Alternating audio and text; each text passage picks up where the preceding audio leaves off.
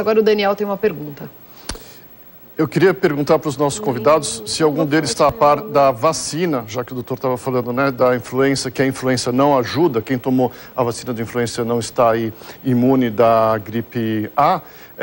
A futura, a vacina que se anunciou, a gente até aqui no programa falou algum tempo atrás, que estava quase para ser lançada no fim do ano da gripe suína. Como é que está essa vacina? Algum de vocês tem alguma notícia?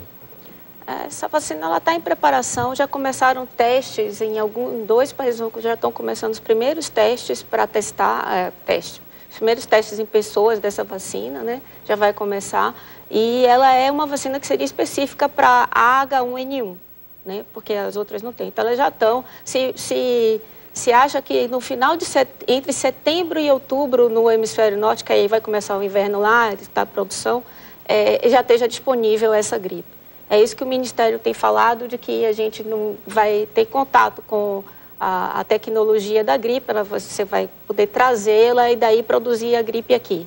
Ou a vacina. E aí vai ser produzida onde aqui no Brasil? No Instituto Butantan? Instituto Butantan. Instituto Butantan aqui também. Tá certo. A gente tem mais uma pergunta das ruas de São Paulo, com a Nádia Haddad. Pois não, Nádia? Patrícia, quem está aqui comigo é o Alexandre, um estudante de 16 anos. É ele quem vai fazer a próxima pergunta. Por favor, Alexandre. Eu gostaria de saber se é verdade, se o remédio da gripe comum, ela pode causar algum dano ao sintoma ou ao diagnóstico de quem tem a gripe suína.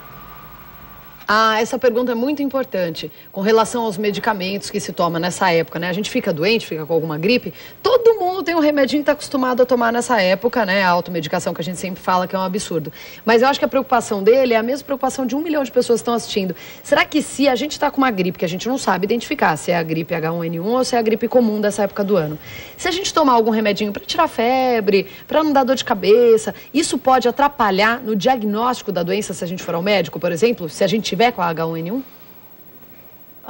De novo, nós não estamos mais fazendo diferenciação se a sua gripe é H1N1 ou se a sua gripe é a gripe sazonal, a gripe que acontece todo ano.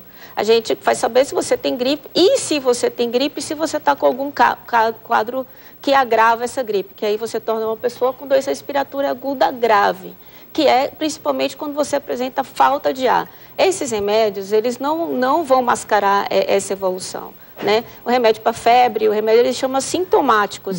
Você não vai deixar de ter gripe porque você está tomando essas medicações. A questão é de tomar remédio que se deve evitar remédios que tenham ácido acetilsalicílico, certo? Porque essas medicações, principalmente em criança, podem levar a complicações. Então, ter cuidado na hora de utilizar as medicações para gripe, para febre, mas o que é importante a população entender é que a gente agora está tratando pessoas que têm quadro de gripe ou quadro de síndrome respiratória aguda grave e pessoas que estão gripadas e que são do grupo de risco, quando o Moisés colocou, gestante também, e a gente viu depois também que pessoas com, parece, obesidade mórbida estão evoluindo com quadros mais severos. Bom, gente, eu acho que a gente ficaria aqui horas, até dias falando sobre isso. As dúvidas são muitas, a gente está com a nossa caixa de e-mails aqui lotada, mas não dá para fazer o programa inteiro sobre isso. De qualquer maneira, eu quero agradecer, então, a doutora Tamara Newman, médica infectologista do Hospital Emílio Ribas, doutor Fernando Binhardi, geriatra da Unifesp, e doutor Moisés Chensinski, pediatra formado pela Universidade de São Paulo. Muito obrigada, as respostas foram muito esclarecedoras. A gente vai voltar a falar sobre isso e vamos voltar a convidá-los, combinado? Obrigada. Tá bom, obrigada.